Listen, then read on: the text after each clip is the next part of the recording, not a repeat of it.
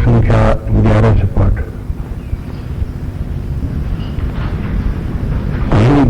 वृता शक्यम् वक्तुं कर्माण्यशेषतः यस्तु कर्मफलत्यागी सत्यागीत्यभिधीयते। अनिष्टमिष्टमिश्रं च विविधं कर्मणः फलम् भवत्यत्यागिनां प्रेत्य न तु सन्न्यासिनां क्वचित्। पञ्चैतानि महाबाहो कारणानि निबोधि मे। सांख्ये कृतान्ते प्रोक्तानि सिद्धये सर्वकर्मणाम्। अधिष्ठानं तथा कर्ता करणं च पृथग्विधम्। विविधाश्च पृथक् चेष्टा दैवं चैवात्र पंचमम्। शरीरवाङ्मनोभिर्यत् कर्म प्रारभते नरः न्यायं वा विपरीतं वा पञ्चैते तस्य हेतवः। शरीरवाङ्मनोभिर्यत् कर्म प्रारभते नरः न्यायं वा विपरीतं वा पञ्चैते तस्य हेतवः।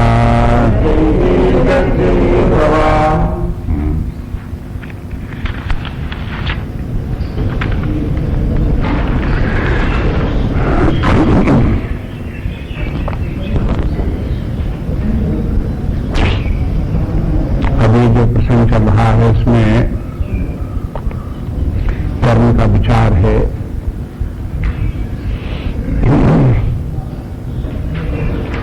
कर्म शुभ और अशुभ हो सकते हैं और उनका फल भी होता है। ये बात यहाँ निश्चय की गई। दूसरी बात ये कि जो कर्म होता है वो शरीराभिमानी व्यक्ति का कर्म होता है, उसी को कर्ता भाव होता है। उसके बाद फिर ये बताया कि जब कर्म संपादित होता है तो उसमें 5 हेतु रहते हैं। 5 हेतु बताने का तात्पर्य ये है कि जो 5वां हेतु है आत्मा, उसके बिना कर्म नहीं हो सकते। लेकिन अगले श्लोकों में ये भी दिखाते हैं कि आत्मा जो है अकर्ता है, वो कर्म करता नहीं है। इसलिए इस प्रसंग को सावधानी से देखना चाहिए। शास्त्रों में थोड़ा थोड़ा सा अंतर हो जाता है तो बुद्धि में विपरीत धारणा बन जाती है, तो उससे व्यक्ति को बचना चाहिए। जब ये कहते हैं कि कर्म का बंधन होता है और कर्म का फल अवश्य भोगना पड़ता है, तो ये बात अपने स्थान पर ठीक है। और जब ये कहते हैं कि आत्मा अकर्ता है, वो कुछ नहीं करता है, न कर्म के बंधन में है, न कर्म का फल भोगता है, तो वो भी अपने स्थान पर ठीक है। इसको एक जगह से दूसरी जगह से गड़बड़ा नहीं देना चाहिए। इसलिए बार बार ये बात बताते रहते हैं कि देखो अपने अध्यात्म शास्त्रों और विकास क्रम में विभिन्न मंजिलें हैं और उनमें उनके अलग अलग प्रकार के सिद्धांत हैं। यहाँ जबकि प्रारंभ में शुभाशुभ कर्म की बात होती है तो यहाँ सिद्धांत एक प्रकार के हैं। जब आगे बढ़ते हैं तो सिद्धांत दूसरे प्रकार के हो जाते हैं। वही सिद्धांत सब जगह लागू नहीं होता। जो एक बार एक नियम बता दिया तो उसको सब जगह लागू होगा, ऐसे नहीं है। एक जगह ये कहेंगे कि देखो जगत सत्य है और पुनर्जन्म सत्य है और स्वर्ग नरक सत्य है, शुभाशुभ कर्मों का फल जरूर भोगना पड़ेगा। दूसरी जगह ये कहेंगे यहां पर आकर के परमार्थ सिद्ध होने पर कि देखो एक आत्मा परमात्मा ही सर्वत्र है और उसके अतिरिक्त और कहीं कुछ नहीं है। यदि कुछ भाषित होता है तो सब मिथ्या है, प्रतीक मात्र है, स्वप्न के समान है, वहां कहीं कुछ नहीं है, न कहीं कोई बंधन है और न कहीं कोई मुक्ति है, न कहीं स्वर्ग है न कहीं नरक है। ये सब वहां कहीं कुछ नहीं है। तो देखो एक सिद्धांत से दूसरा सिद्धांत बिल्कुल विपरीत सिद्धांत है। बस इसलिए तुलसीदास जी ने ये बात बालकांड में कह दी कि देखो ये तो प्रसंग आते रहते हैं और तरह तरह की बातें शास्त्र में आती रहती हैं। जो अस हिंसा करें नर जल विवेक अभिमान, परहि कल्प भर नरक महा, जीव की ईश समान, जीव की ईश समान। जो जीव शरीरधारी है उसे तो कर्मफल भोगना ही पड़ेगा, जाएगा कहां वो। जीव की ईश समान, परमात्मा के समान थोड़े हो। परमात्मा कर्म बंधन से छुटकारा है, उसमें कर्म का बंधन कोई नहीं है। इसलिए सभी शास्त्रों में बार बार ये बताना पड़ता है कि देखो एक स्थान पर एक सिद्धांत है, दूसरे स्थान पर दूसरा सिद्धांत है। जब ये कहते हैं कि कोई व्यक्ति कर्म से बच नहीं सकता, कर्म करना ही पड़ता है, कोई कहे कि मैं कुछ नहीं करता हूं तो वो भी कुछ न कुछ करता ही है। जब कोई कहे कि मैं कुछ नहीं करता हूं तो न करने का जो उसका अभिमान है वही सिद्ध करता है कि वो कुछ जरूर करता है। न कुछ करे तो न कुछ करने का अभिमान तो करेगा कि मैं कुछ नहीं करता, इतना अभिमान तो है ही है। ये भी अभिमान करना भी एक कर्म है। और फिर उसके बाद में ये है कि विचार करते रहते हो कुछ के नहीं, बुद्धि में विचार आते हैं कि नहीं आते हैं, नाना तरह के विचार आते हैं कि नहीं, तो मानसिक कार्य होता रहता है कि नहीं होता रहता, कहां बंद हो जाता है। कोई व्यक्ति निठल्ला बैठा हुआ, अपने उघा रहा हो बैठा हुआ, तो भी वो कुछ न कुछ तो दिमाग में उसके जो है वो चलचित्र की तरह चलता ही रहेगा, चलता ही रहेगा। कहां छूट जाएगा उस कर्म से। मानसिक कर्म तो होता ही रहता है। इसी प्रकार से व्यक्ति जो है वो हो अगर कहीं किसी से मिला तो बोलने लगता है, बोलने का कार्य करने लगता है। उठता बैठता चलता फिरता है, वो तो करना ही पड़ता है, नहीं तो जीवन कैसे चले। इसलिए वो भी कर्म है, चलना भी एक कर्म है, बैठना भी एक कर्म है, खाना पीना भी एक कर्म है। भगवान ने 5वें अध्याय में बता दिया कि देखो उन्मिशन निमिशन नपी, तमाम तो बातें सब हैं, लेकिन पलकें जो खोलना है, पलकें बंद करना, ये क्या है, ये भी एक काम है। तो बताओ जब ये इतने प्रकार के सब काम है, किस काम को कहां से आप कह दोगे कि मैं कोई काम नहीं करता। ये कह सकते हो कि प्रोडक्टिव वर्क नहीं करता, अनप्रोडक्टिव करता हूं, बेकार का काम करता हूं, काम का काम कुछ नहीं करता, उपयोगी काम मेरे पास कोई नहीं, सब बेकार के काम है। और इसी में अपनी बुद्धिमानी समझते हो तो समझते रहें भाई कि हम बेकार के काम करने वाले व्यक्ति जो है महान हैं, और जो काम का काम करने वाले, उपयोगी काम, पर्पसफुल वर्क करने वाले व्यक्ति हैं वो मूर्ख हैं।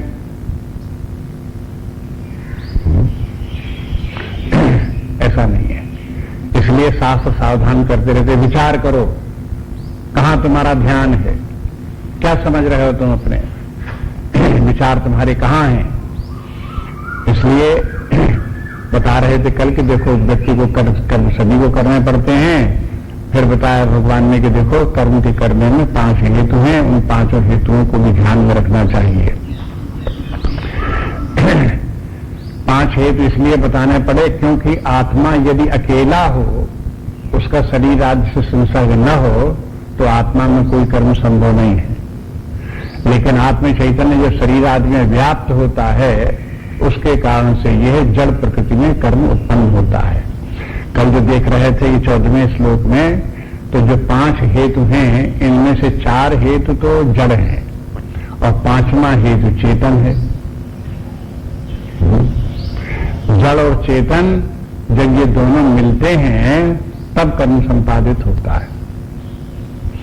न अकेले जड़ प्रकृति कार्य कर सकती है, न अकेले चेतन कोई कार्य कर सकता है। तो फिर होता क्या है कि जड़ और चेतन का जब संयोग होता है तो एक थर्ड एंटिटी उत्पन्न होती है। उसका क्या नाम है? अहंकार, जीव। हाँ, जीव समझ लो, अहंकार समझ लो, अविद्या समझ लो, हृदय ग्रंथि समझ लो। वो जो अहंकार उत्पन्न होता है वो अहंकार ही कर्म करता है। जब तक अहंकार रहेगा तब तक कर्म होगा और कर्म कर्म कहलाएगा, क्योंकि जब तक अहंकार रहेगा तब तक जो कुछ उसके द्वारा कार्य होंगे वे कर्म होंगे, और जो कर्म होंगे उनका शुभाशुभ फल भी होगा। जब तक अहंकार है तब तक कर्म का फल अवश्य होगा। अहंकार कब तक है? जब तक जड़ और चेतन की ग्रंथि है, अलग अलग नहीं हुए, उनको अलग अलग करके नहीं देखा, तब तक यह अहंकार भी है और अहंकार की कर्म भी है, और कर्म का बंधन भी है और कर्म के फल भी है। ये सभी है, ये सब उसके साथ में। यदि जड़ अलग हो, चेतन अलग हो, तो न चेतन में कार्य है न जड़ में कार्य है। दोनों अलग अलग हों तो फिर कर्म संपादित नहीं होगा। जब कर्म ही नहीं होगा तो कर्म का बंधन भी नहीं होगा, कर्म का बंधन नहीं होगा तो कर्म का फल भी नहीं होगा। बस इस बात को स्पष्ट करने के लिए आगे के श्लोकों में आप बढ़ते जाइए और इस बात को समझते जाइए।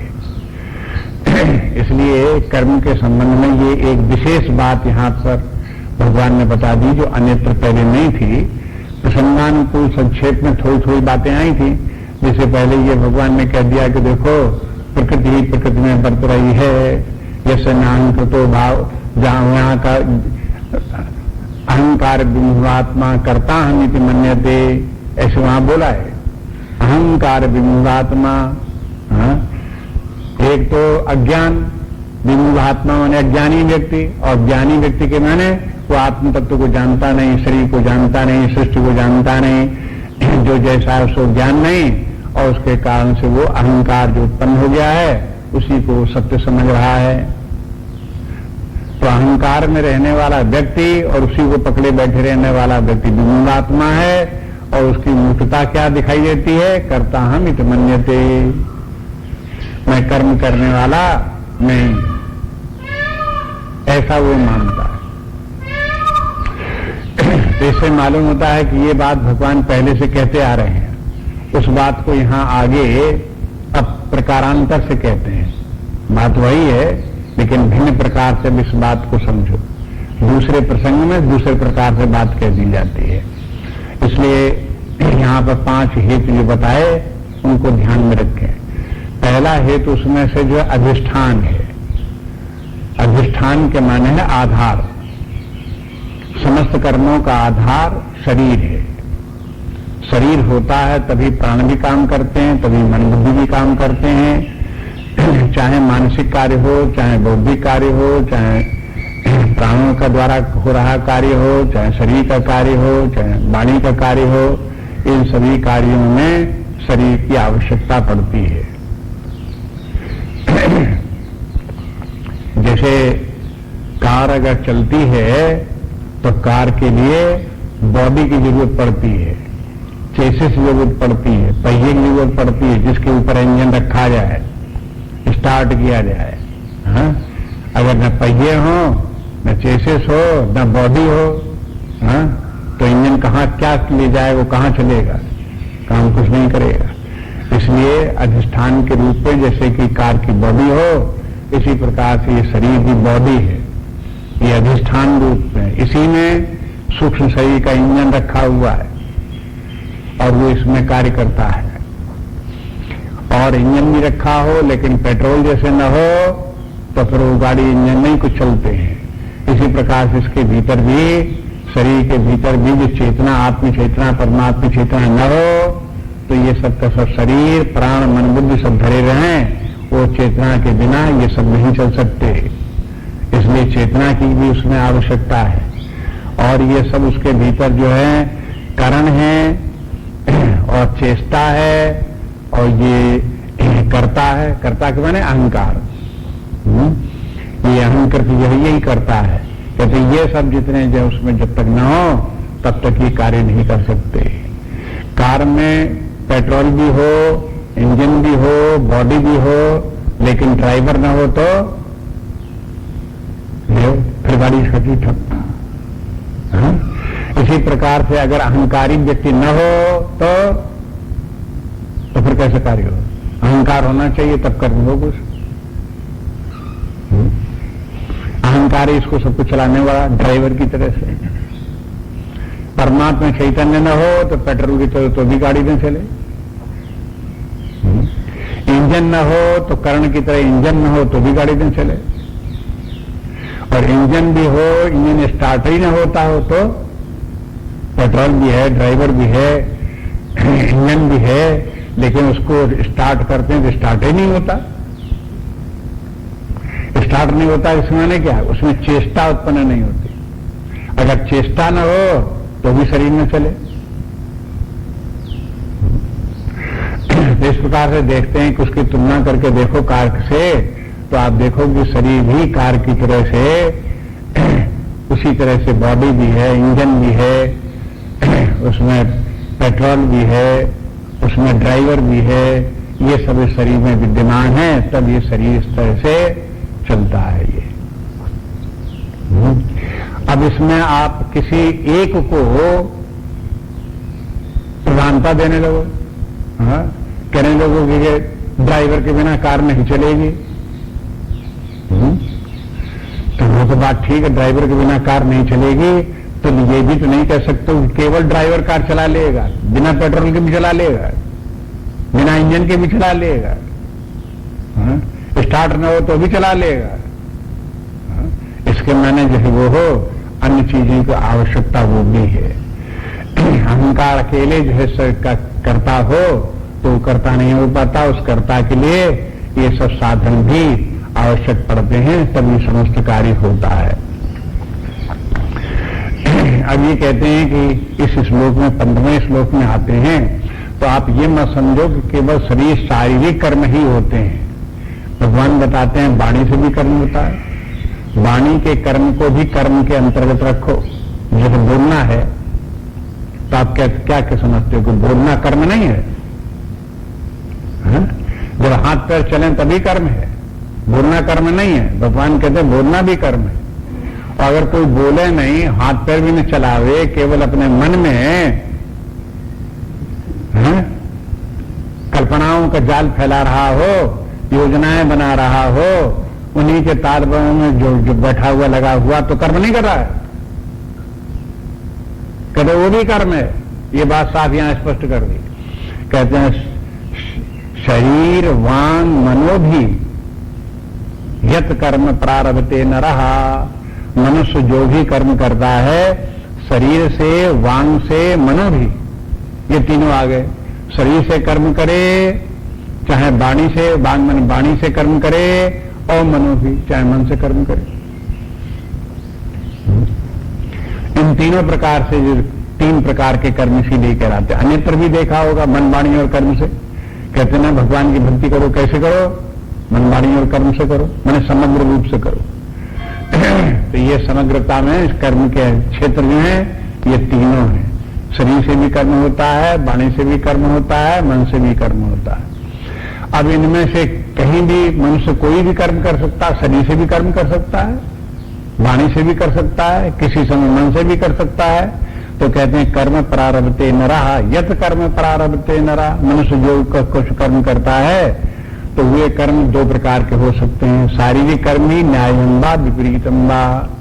शारीरिक कर्म भी न्याय भी हो सकता है, विपरीत भी हो सकता है। यहां न्याय के माने शुभ अशुभ, शुभ कर्म भी हो सकता है, अशुभ कर्म भी हो सकता है, शास्त्र सम्मत कर्म भी हो सकता है, शास्त्र विरुद्ध कर्म भी हो सकता है। इसलिए न्यायम वा विपरीतम वा, शुभाशुभ कर्म, शारीरिक कर्म भी शुभाशुभ कर्म हो सकते हैं और वाणी के द्वारा भी शुभाशुभ कर्म हो सकते हैं और मन से भी शुभाशुभ कर्म हो सकते हैं।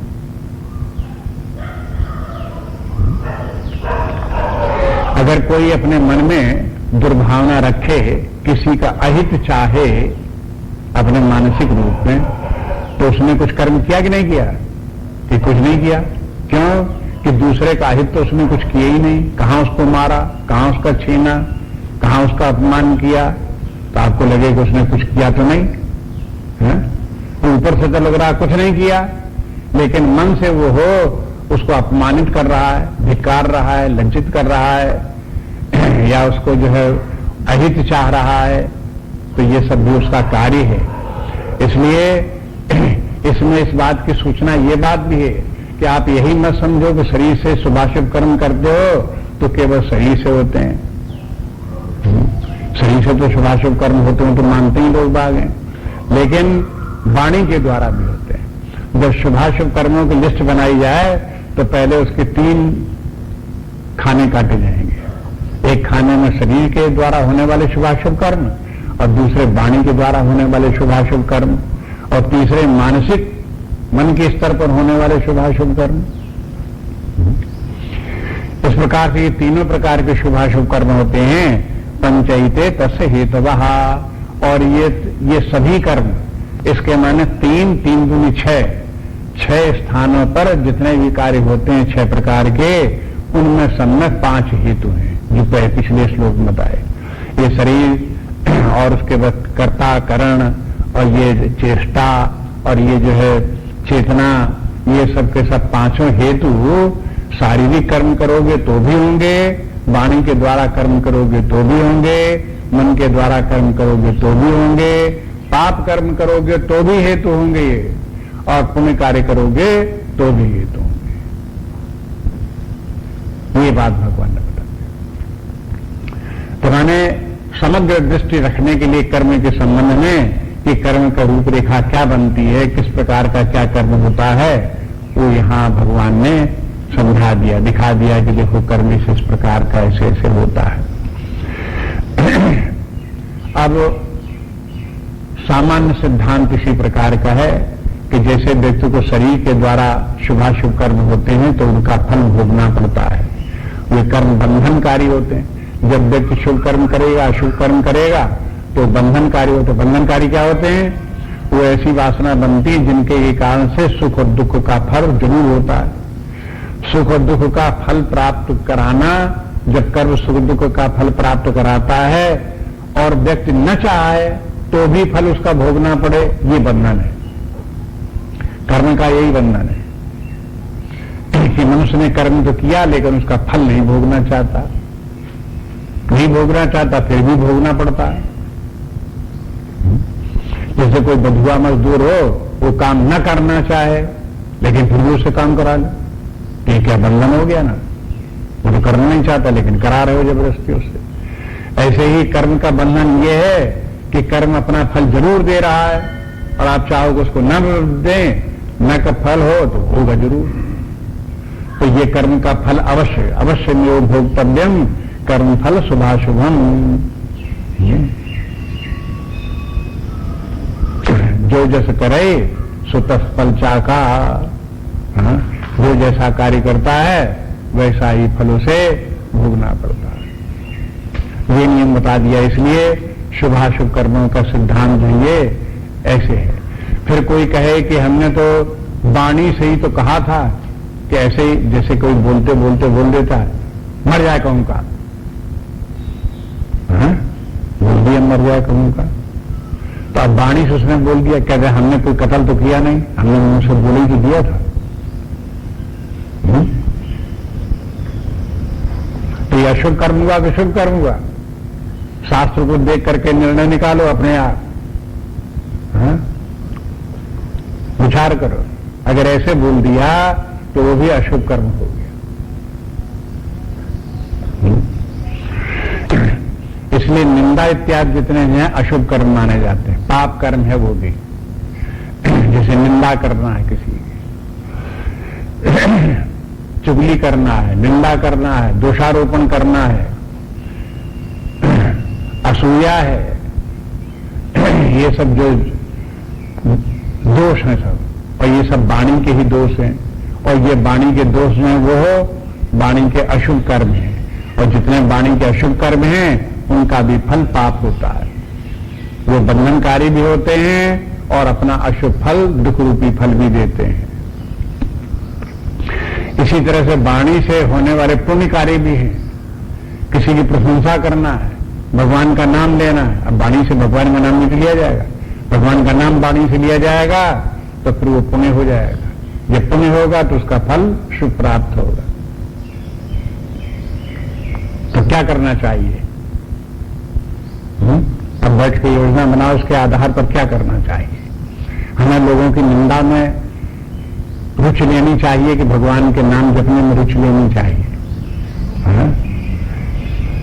किसी दूसरे के बताने की बात नहीं है, अपने आप ही निर्णय निकालो कि जब भगवान ऐसा कहते हैं कि वाणी के द्वारा भी शुभ और अशुभ कर्म होते हैं, न्याय्यम व विपरीतम होते हैं, तो हमें वाणी के द्वारा कैसे कार्य करने चाहिए।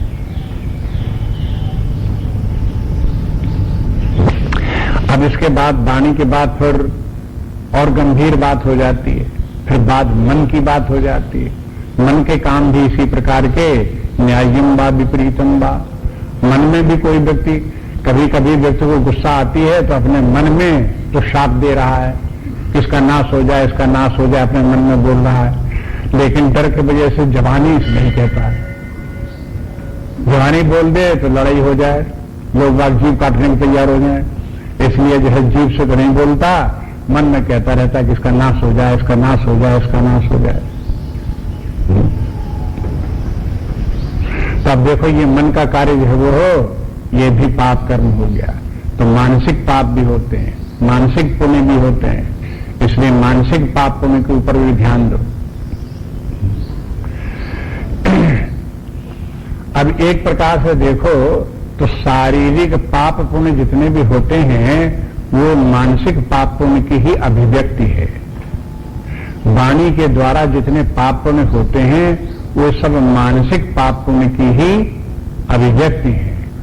मन में व्यक्ति पाप पुण्य रूपी कर्म करता रहता है, जब वो जोर मारते हैं तो वो प्रकट होने लगते हैं। जब वो मानसिक जो कल्पनाएं हैं प्रकट होती हैं तब वाणी के द्वारा प्रकट होती हैं। जब वाणी के द्वारा प्रकट होती है तो मन में यदि पाप बुद्धि है तो वाणी के द्वारा उसी प्रकार की पाप की बातें निकलेंगी।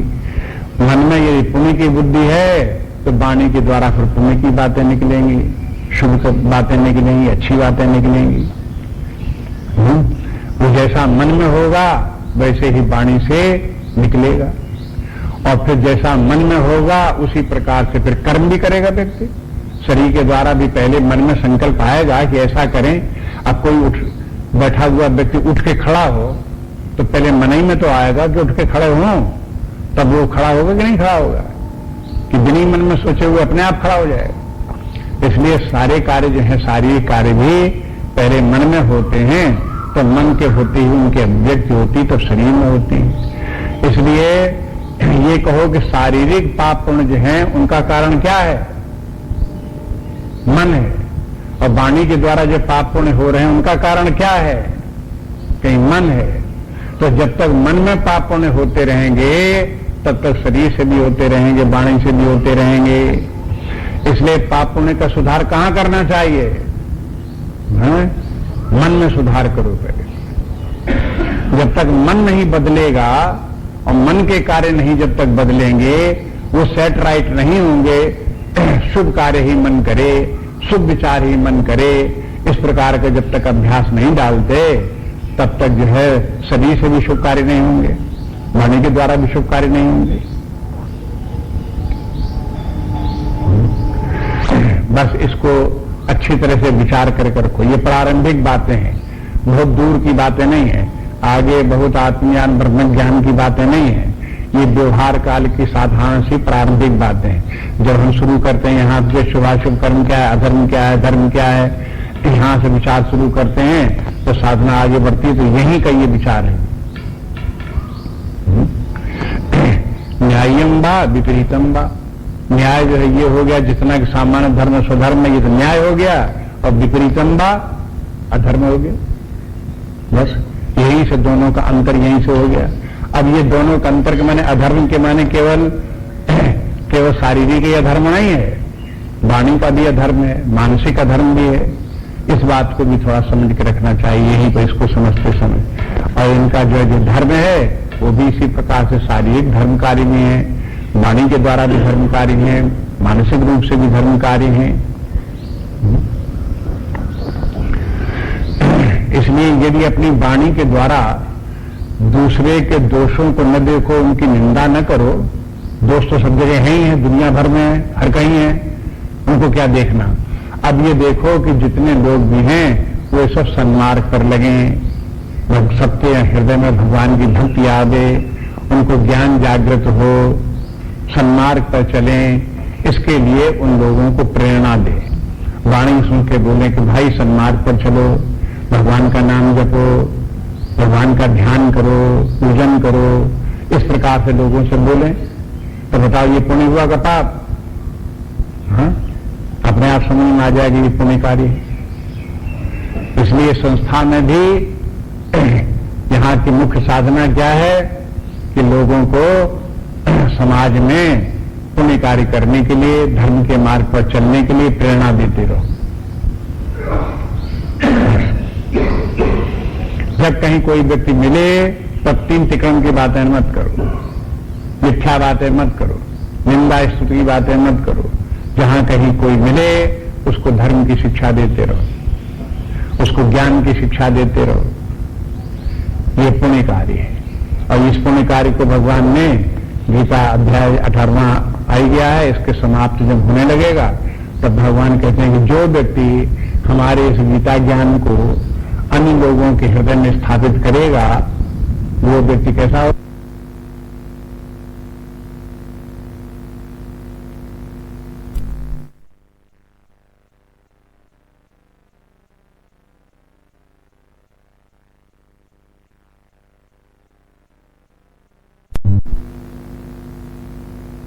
कार्य क्या हुआ? अब ये पुण्य कार्य तो बिना बताए तो होगा नहीं। अब जब दूसरे के हृदय में गीता शास्त्र की स्थापना करो, उसको समझाओ, उसके बातें, गीता की सब बातें किसी के हृदय में बैठाल दो, तो बिना बोले तो होगा नहीं, बोलना पड़ेगा। जब बोलोगे तब किसी व्यक्ति के हृदय में बात, ये गीता की बात बैठेगी। तो ये बोलना क्या हुआ? भगवान के कहने के अनुसार पुण्य कार्य हुआ। ये पुण्य कार्य करो, नहीं पुण्य कार्य करोगे तो पाप कर्म होने लगे। अज्ञान के कारण, अज्ञान के कारण व्यक्ति पाप कर्म में पड़ा ही रहता है। दर्श की बातें जो है वो बोलता है और स्वयं पाप कमाता है। वो समझता है कि इस प्रकार की निंदा करके दूसरे व्यक्ति का कुछ बिगाड़ रहे हैं, दूसरे व्यक्ति का तो कुछ नहीं बिगड़ता, उसी का बिगड़ता है सब कुछ।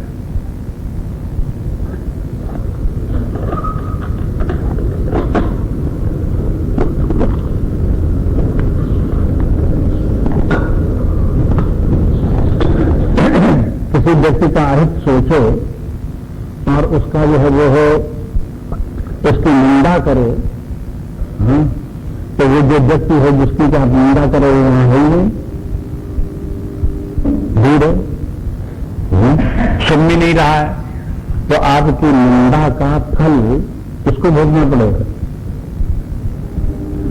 जिसकी आप निंदा करोगे उसका जो उसे भोगना पड़ेगा, जो निंदा कर रहा है उसे भोगना पड़ेगा।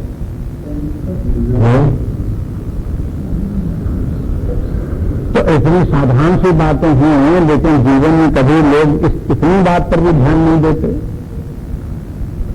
कि हम क्या कर रहे हैं। तो बहुत बार तो जीवन में इतनी ज्यादा मूर्खता के काम होते रहते हैं, इतनी विचारहीन जीवन चलता रहता है कि कुछ कहना नहीं।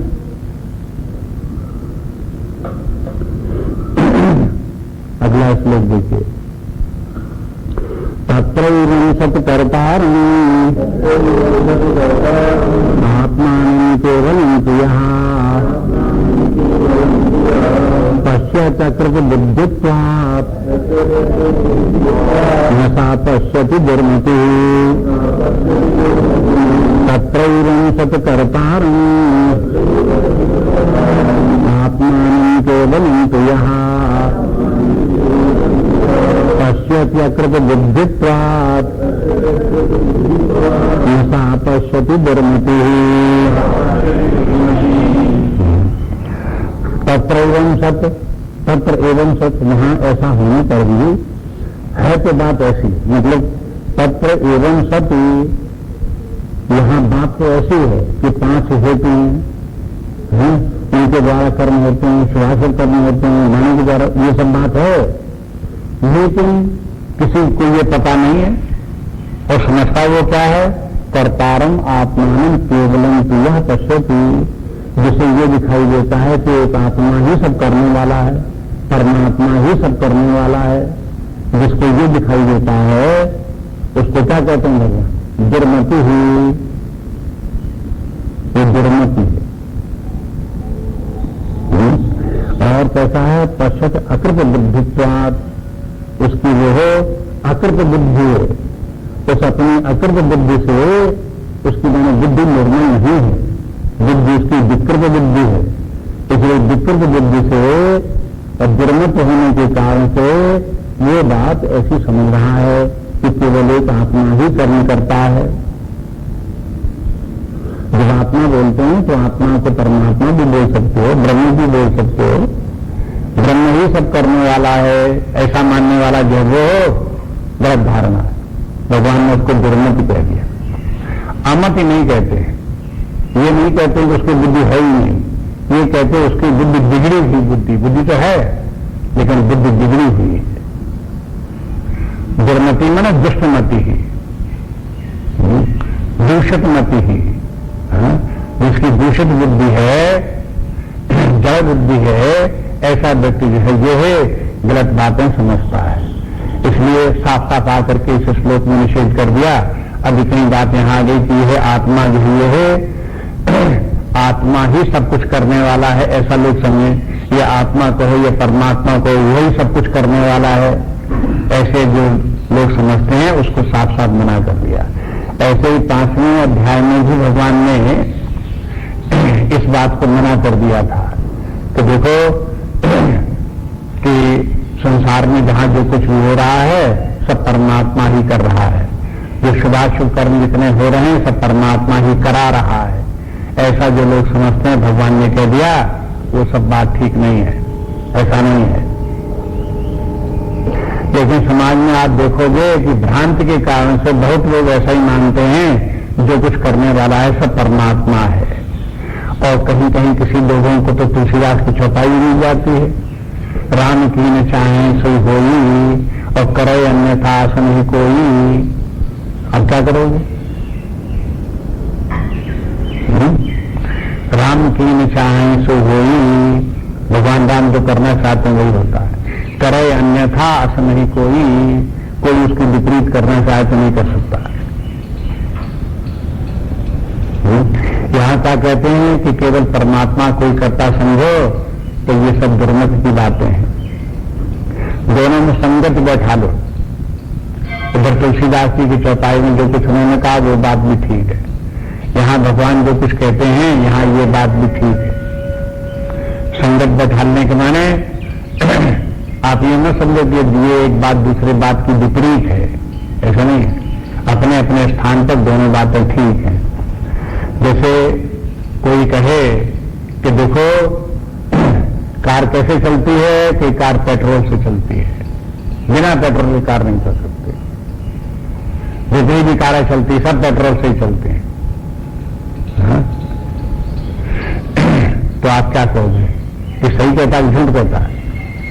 तो सही कहता है, बिना पेट्रोल की कार कैसे चलेगी? पेट्रोल कार चलाता है। लेकिन अगर ड्राइवर न हो तो कार कैसे चले? तो अभी उस समय जब ये कहा कि बिना कार पेट्रोल के कार नहीं चलती, तो एक बात को ध्यान में रख करके बोला, वो बात अपने स्थान पर सत्य है, लेकिन दूसरी तरफ ये भी है कि केवल पेट्रोल ही हो, हाँ? और उसी से सब काम हो जाए, हाँ? कार की भी जरूरत हो, इंजन की भी जरूरत न हो, ड्राइवर की जरूरत न हो, केवल पेट्रोल से ही सब हो जाए, तो पेट्रोल से सब नहीं हो जाएगा। पेट्रोल में कार का इंजन हो, सही इंजन न हो, टूटा बिगड़ा इंजन हो, पेट्रोल पड़ा हो, तो भी उससे नहीं कार चलेगी। ड्राइवर न हो तो भी कार नहीं चलेगी। इसलिए कहते हैं कि जब ये कहते हैं कि यहां पर भगवान कहते हैं कि केवल आत्मा को ही करता अगर कोई समझता है, तो वो बात गलत है, दुर्मत की बात है। तुलसीदास जी कहते हैं कि बिना परमात्मा के कुछ नहीं हो सकता। राम कीन चाहें, जब यहां कीन चाहें की बात आती है तो उसका तात्पर्य कि देखो सभी व्यक्तियों के शुभाशुभ कर्मों का फलदाता भी परमात्मा है। जब व्यक्ति ने शुभ कर्म किए, अशुभ कर्म किए, तो उस कर्म का फल कैसे प्राप्त होता है। तब फिर विचार आता है कि कर्म का फल प्राप्त करने की जो प्रक्रिया है, कर्म है, कर्म का फल है, इसके ऊपर अपने शास्त्रों में बहुत विवेचन हुआ है। जो पूर्व मीमांसा है, उस मीमांसा शास्त्र में कहा गया कि कर्म में ही एक ऐसी सामर्थ्य उत्पन्न होती है कि वो अपना फल देता है। कर्म परिपाक होने के बाद में एक इस प्रकार से उसका रूप बन जाता है जो कर्म फल देने के लिए तत्पर हो जाता है। उसे उन्होंने एक नाम दिया अदृष्ट। माने कर्म तो दिखाई देता है, लेकिन कर्म अदृष्ट बन करके फिर अपना जो शुभ सुख और दुख का फल देता है। वेदांत ने इस बात को नहीं माना। वेदांत ने कहा कि भाई देखो कर्म तो जड़ है, जड़ कर्म चाहे अदृष्ट बन जाए चाहे दृष्ट रहे, जड़ वस्तु के द्वारा कोई कर्म नहीं हो सकता, न उसका फल हो सकता है। इसलिए कर्म अपना फल अपने आप ही नहीं दे सकता, उसके कर्म का फल देने वाला कोई चेतन सत्ता होनी चाहिए। आप देखो कि रमण महर्षि तत्वबोध जब प्रारंभ करते हैं तब इसी वाक्य से शुरू करते हैं, कर्तुराज्ञया प्राप्यते फलम कर्म किम परम कर्म तज्जलम। ये सिद्धांत पहला है। कर्म किम परम माने कर्म ही अपना फल दे ले, क्योंकि वो जड़ है, ये कैसे संभव है। इसलिए कौन कह रहे कर्तुराज्ञया प्राप्यते फलम, उसी ईश्वर की आज्ञा से ये कर्म का फल प्राप्त होता है। इसलिए राम कीन चाहे सो होई कि भगवान जिसका जैसा कर्म है उसी के अनुसार उसका फल देते हैं। कोई चाहे कि इस पाप का फल हमें सुख मिल जाए और इस हमें पाप पुण्य का सुख दुख मिल जाए, ऐसे कभी नहीं हो सकता। इसलिए जो लोग इस भ्रांति में रहते हैं कि हमने कभी पाप कर्म नहीं किया, हमें ये दुख क्यों हो रहा है, तो वो होश में नहीं है। उन्होंने जरूर कहीं न कहीं पाप कर्म किया है, चाहे मानसिक किया हो, चाहे वाणी के द्वारा किया हो, चाहे जिस प्रकार से किया हो, उस कर्म का फल ईश्वर जानता है कि कब किस प्रकार से कैसे देना चाहिए, इसलिए वो अपने दे रहा है। जब आपको दुख अगर प्राप्त हो रहा है, दुखी मन हो रहा है, इसके माने वो ईश्वर जो है वो आपको दे रहा। आप चाहो भागना चाहो उसके फल से तो कहते नहीं भाग सकते। राम की चाहे सो करे अन्यथा करे कि माने परमात्मा तो दुख देना चाहता है, लेकिन आप दुख नहीं लेना चाहते हो, ये अन्यथा हो गया। अन्यथा करो तो होगा नहीं आपसे, वो तो दुख भोगना ही पड़ेगा। इसलिए वहां जो बात कही वो किस प्रयोजन से कही, क्या बात बताना चाहते हैं, किस प्रसंग में बात हो, उसको वहां देखो किसी राशि ने कही। यहां जो भगवान कह रहे हैं यहां पर समझाने के लिए कि देखो कोई ये व्यक्ति समझे कि केवल एक आत्मा ही है, परमात्मा ही कर लेता है। अब परमात्मा या ईश्वर के सामने किसी व्यक्ति के शुभाशुभ कर्म हो ही नहीं कोई, हाँ? तो उसको किसी ईश्वर स्वयं अपनी तरफ से किसी को दुख और किसी अपनी तरफ से सुख देने लगे, कैसे संभव है? वो दे ही नहीं सकता। इस श्लोक के अनुसार तो दे ही नहीं सकता। अगर दे सकता हो, मान लो मानवीय लिए दे सकता है, तो दे सकता है जब कोई व्यक्ति जिसने कि शुभाशुभ कर्म किए ही नहीं, जिसने शुभ कर्म नहीं किए हैं, उसको भी परमात्मा सुख दे दे, तो क्या हुआ? पक्षपात हुआ। अगर किसी व्यक्ति ने पाप कर्म नहीं किया है फिर भी उसको दुख दे दे तो ये क्या हुआ? परमात्मा का पक्षपात हुआ। और इस पक्षपात के लिए दो शब्द जो है शास्त्रों में बताए गए, एक है अकृतभागम और कृत विप्रनाश। ये शब्द दो सुने नहीं होंगे, इनको देखो, जिन लोगों को इंटरेस्ट हो उसमें वो थोड़ा याद कर लो। कृत विप्रनाश और अकृत अभ्यागम। अकृत अभ्यागम जो नहीं किया है वो आ जाए अपने सिर के ऊपर और उसका फल भोगना पड़े, उसे कहते हैं अकृत अभ्यागम। तो ये अकृत अभ्यागम ये एक दोष है, माने लॉजिक का दोष है। जब विचार करेंगे तब ये पता लगेगा कि ऐसा नहीं हो सकता कि जिस व्यक्ति ने शुभाशुभ कर्म नहीं किया है उसको शुभाशुभ कर्मों का फल भोगना पड़े, यह अन्याय हो जाएगा। ईश्वर भी ऐसा नहीं कर सकता। और कर्म विप्रनाश के माने है कि अगर किसी व्यक्ति ने कर्म किया है और कर्म का फल उसे नहीं भोगना पड़ता है तो ये इस दोष को कहते हैं कृत विप्रनाश। जो किया था उसका किए हुए कर्म का ही नाश हो गया, उसने न सुख दिया न दुख दिया।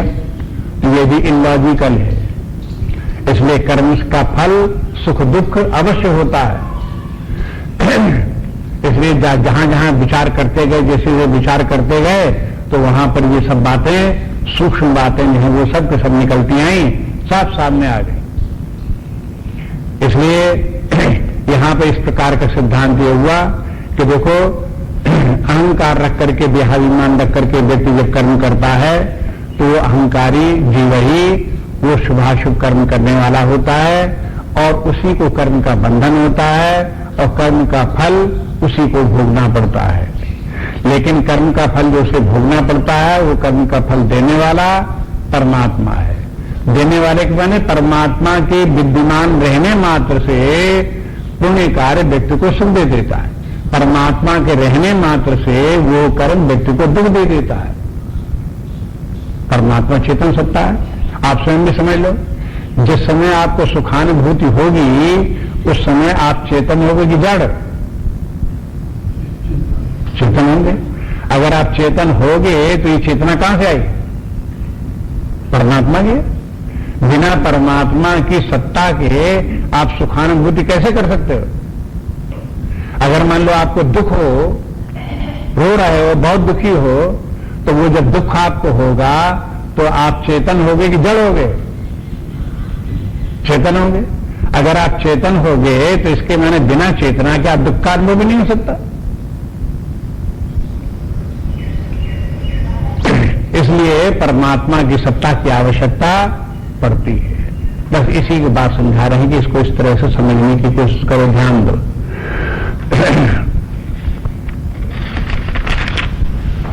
अगला श्लोक देखिए। यस्य नाहंकृतो भावो बुद्धिर्यस्य न लिप्यते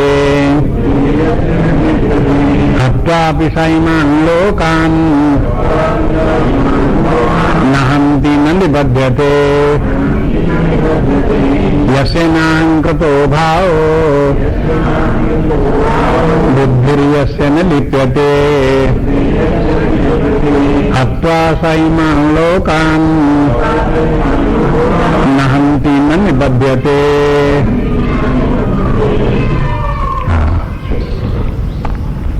कहते हैं यस्य न अहंकृतो भावो, जिस व्यक्ति में अहंकृत भाव नहीं है।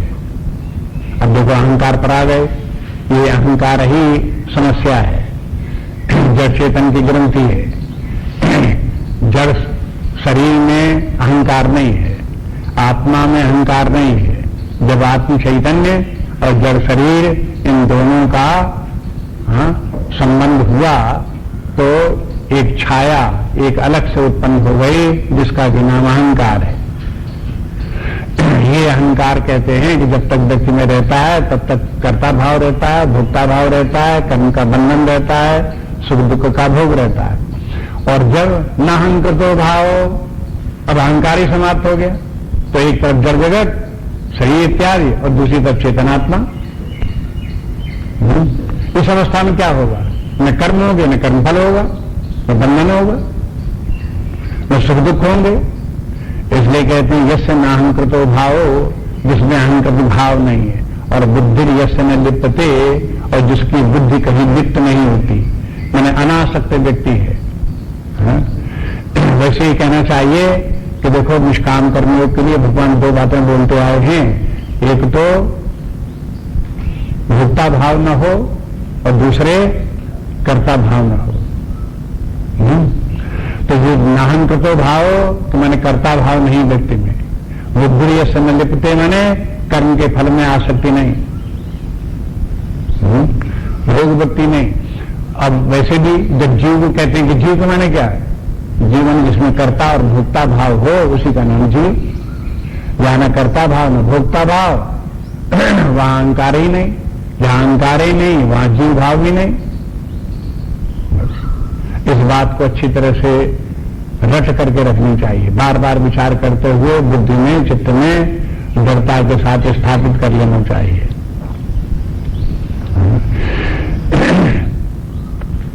तुलसीदास जी भी जब जीव की परिभाषा देते हैं तो वहां यही बताते हैं, कहते देखो हर्ष विषाद ज्ञान अज्ञाना जीव धर्म अहमिति अभिमाना।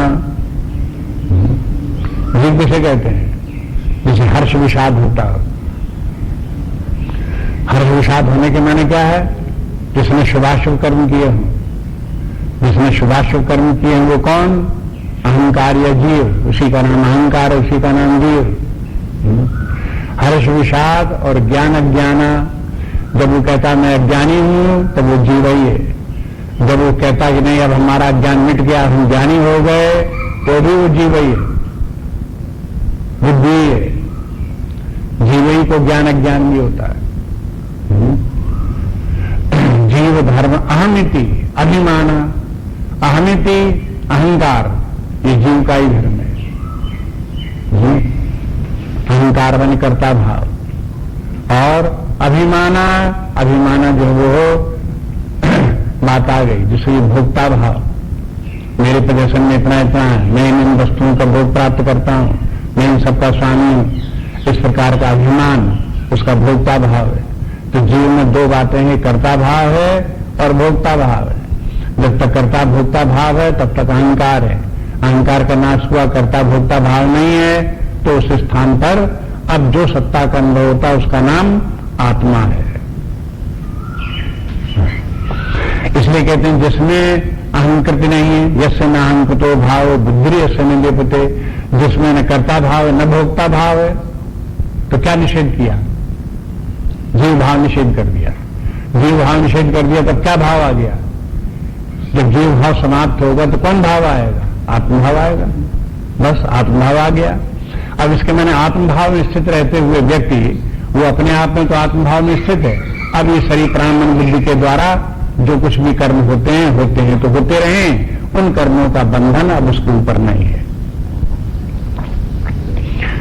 न उसे शुभाशुभ कर्मों से मतलब है, न कर्म के बंधन से मतलब है, न सुख दुख के उसके परिणाम से कोई मतलब रह गया।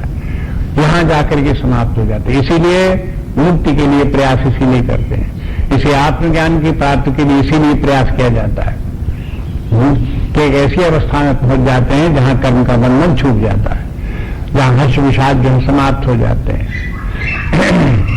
जहां ये व्यक्ति का जो है वो अनुकूल प्रतिकूल परिस्थितियों का होना, बनना बिगड़ना, लाभ हानि, जय पराजय, अपना पराया, ये सब जितनी भी समस्याएं हैं वो सब जाकर के वहां समाप्त हो जाते हैं।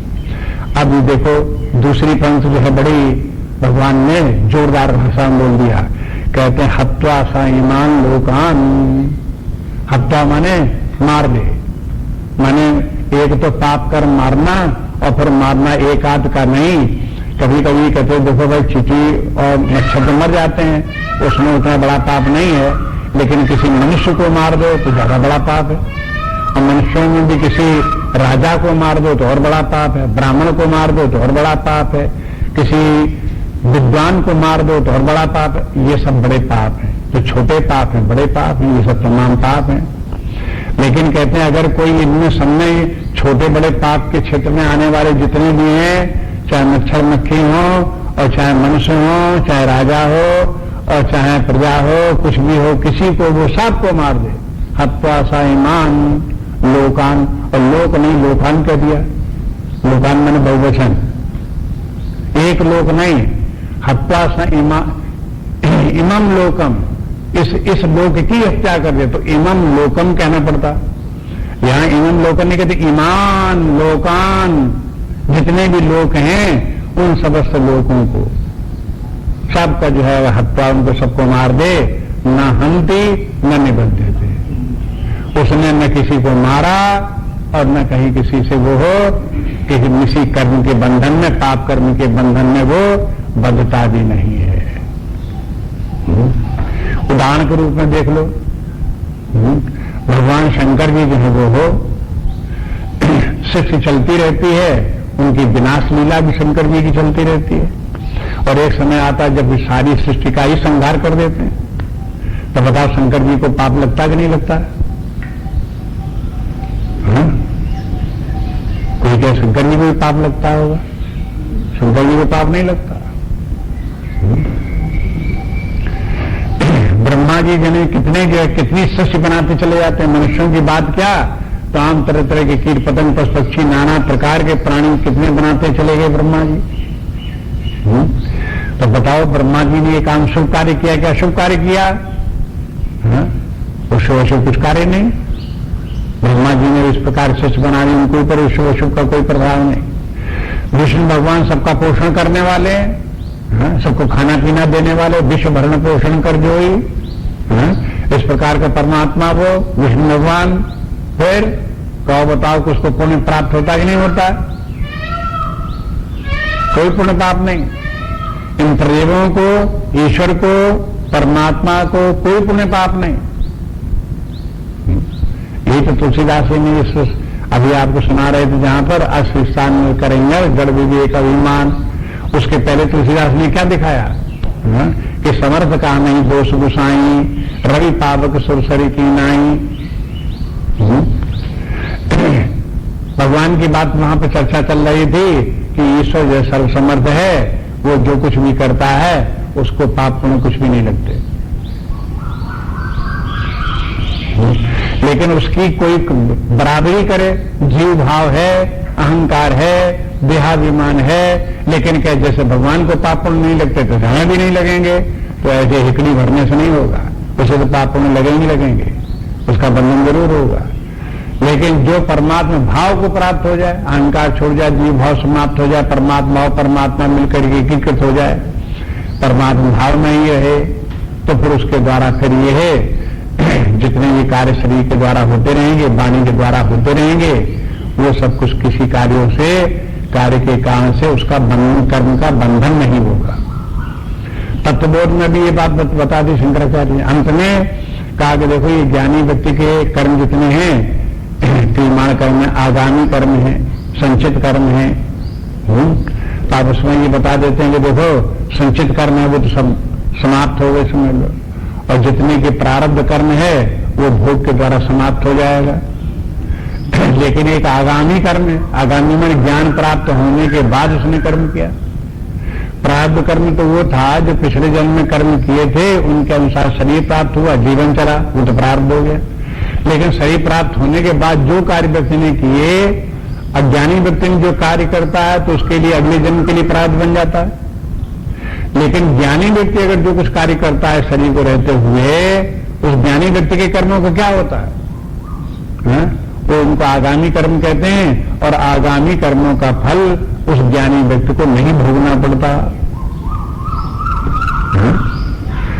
लेकिन अगर कर्म सिद्धांत को ज्यादा मजबूती से पकड़ो और आप कहो कि नहीं, वो अगर ज्ञानी व्यक्ति को कर्म का फल नहीं मिलेगा तो उसके द्वारा किए हुए कर्मों का फल जरूर किसी को मिलेगा, तो कहें हाँ ठीक है, जरूर मिलेगा किसी को। किसको मिलेगा? जो ज्ञानी व्यक्ति की स्तुति करेगा, प्रशंसा करेगा, उसको तो मिल जाएगा उसके पुण्य का फल। ज्ञानी व्यक्ति को अपने पुण्य का फल नहीं मिलेगा, उसकी प्रशंसा करने वाले, पूजा करने वाले व्यक्ति को उसके पुण्य कर्मों का फल मिल जाएगा। और ज्ञानी व्यक्ति ने अगर कोई पाप कर्म किया तो उसका फल किसे मिलेगा? जो उसकी निंदा करेगा उसको उस पाप कर्म का फल मिल जाए। हो गया, चलो कर्म का फल भी हो गया। तो ये इस प्रकार से देखो, ये कहते हैं कि यहां भगवान की कोई व्यक्ति इस प्रकार से अपने आत्मभाव में स्थिर रहते हुए ज्ञान की स्थिति में कार्य करे तो वो ये सब हत्या साइमान लोकान इतना बड़ा पाप करने पर भी कर्म के बंधन में नहीं पड़ेगा। और आप देखो रामचरितमानस में भगवान राम ने कितने निशाचरों को मारा,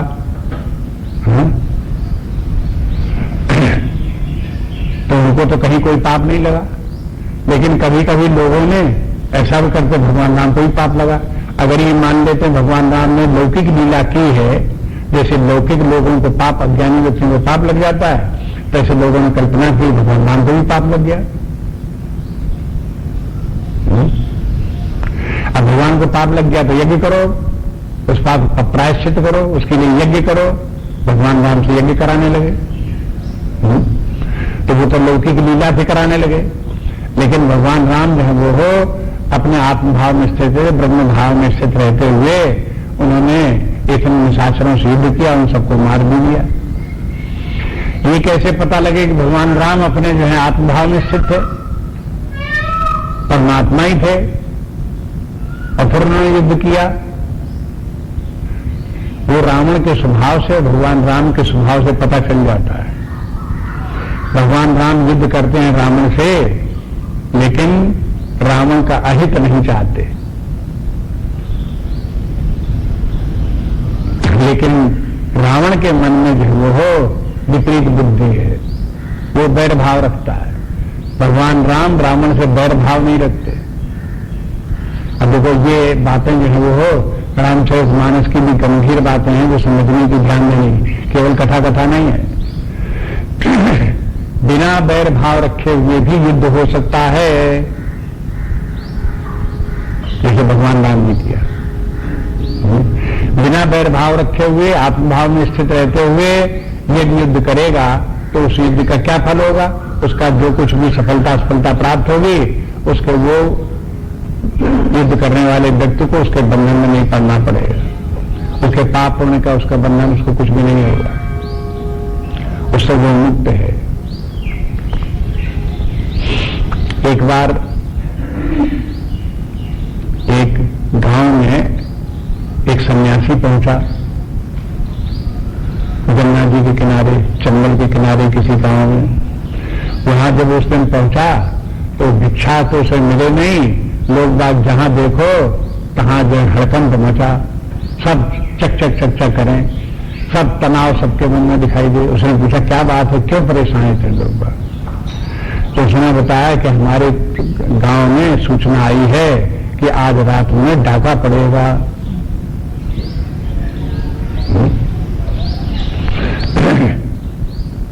अच्छा, डाका पड़ेगा तो तुम्हारे पास कोई वो नहीं है, बंदूक तुम्हारे पास नहीं है? लो बंदूक है तो कई गांव में है, तो फिर क्या लगाओ मोर्चा, आ जाए उनको तुमसे करो। वही तो बंदूक लेकर के वो भी आएंगे, तुम भी बंदूक लेकर डट जाओ, गांव के बाहर ही डट जाओ तुम, देखें आने दो फिर उसको। क्यों घबराते हो, क्यों डरते हो तुम?